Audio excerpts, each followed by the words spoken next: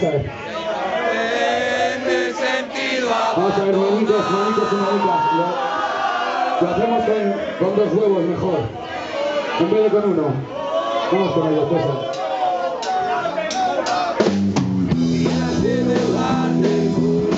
Perdí mi apuesta por el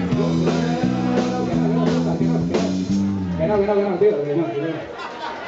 Que yo sé que soy mucho más burrico cuando querés, coño. Otra vez.